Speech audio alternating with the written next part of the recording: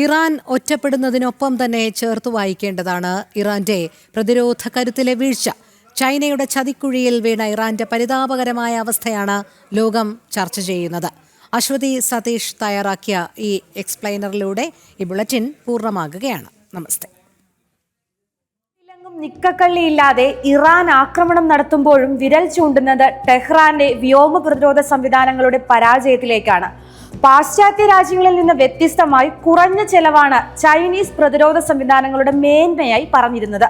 Radar ഹോമിങ്ങും passive infrared സീക്കറുമാണ് മറ്റു സവിശേഷതകൾ. എന്നാൽ എല്ലാ ചൈനീസ് ഉൽപ്പന്നങ്ങളെയും പോലെ പുറംമോടി മാത്രമാണ് ചൈനീസ് നിർമ്മിത ആയുധങ്ങൾക്കുമുള്ളൂവെന്ന് വ്യക്തമായി കഴിഞ്ഞു. പറഞ്ഞു വരുന്നത് HQ-9B മിസൈലുകളെ കുറിച്ചാണ്. അമേരിക്കയുടെ പേട്രിയറ്റ്, റഷ്യയുടെ S-400 എന്നിവയിൽ നിന്ന് പ്രചോദനം ഉൾക്കൊണ്ടാണ് China airspace science and industry corporation HQ-9B സംവിധാനം വികസിപ്പിച്ചത്. 260 കിലോമീറ്റർ പരിധിയിലെ ലക്ഷ്യങ്ങളെ തകർക്കാൻ സാധിക്കുമെന്നാണ് ചൈനയുടെ അവകാശവാദം. ഇറാനിലെ ആണവ നിലയങ്ങൾക്കും സൈനിക താവളങ്ങൾക്കും കാവലായാണ് ഇറാൻ ചൈനയുടെ ചങ്കിലെ ആയുധം സ്വന്തമാക്കിയത്. എണ്ണയ്ക്ക് പകരം ആയുധം എന്നതായിരുന്നു കരാർ.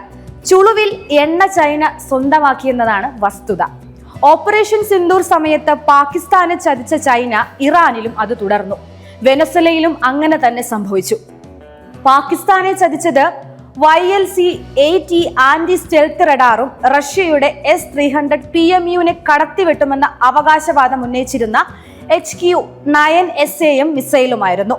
ലേസർ ഗൈഡ് മിസൈലുകൾ ഘടിപ്പിച്ച ചൈനയുടെ ആളില്ലാ വിമാനങ്ങൾ പാകിസ്ഥാൻ ആകാശത്ത് പ്രതിരോധം തീർക്കാൻ ശ്രമിച്ചു.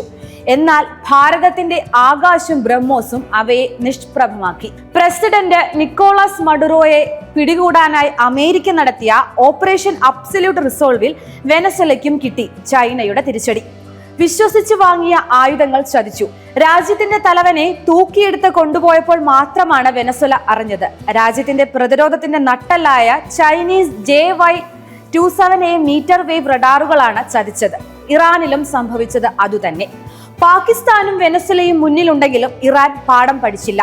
2025 ഇസ്രായേലുമായുള്ള സംഘർഷത്തിൽ ഇറാന്റെ പക്കലുണ്ടായിരുന്ന റഷ്യൻ S-300 PMU-2 മോശം പ്രകടനം കാഴ്ചവെച്ചതിന് പിന്നാലെയാണ് ചൈനയുടെ ദ ബെസ്റ്റ് HQ-9B കൂട്ടിച്ചേർത്ത് നവീകരിച്ചത്. HQ-9Bക്ക് ഇസ്രായേലിന്റെ ALQ-322 ജാമിംഗ് ഉപകരണങ്ങളെ തടുക്കാനായില്ല. റഡാർ കവറേജിലെ വലിയ ദ്വാരങ്ങൾ സിഗ്നലുകളെ കൃത്യതയോടെ എത്തിക്കുന്നതിൽ പരാജയപ്പെട്ടു. സംരക്ഷണ വലയം തീർക്കുമെന്ന് കരുതിയ മിസൈലുകൾക്ക് അമേരിക്കയുടെ ടോമഹോക്ക് മിസൈലുകളെ പ്രതിരോധിക്കാനായില്ല. ഇറാന്റെ പതനം ചൈനയെയാണ് ചോദ്യമുനയിൽ നിർത്തുന്നത്.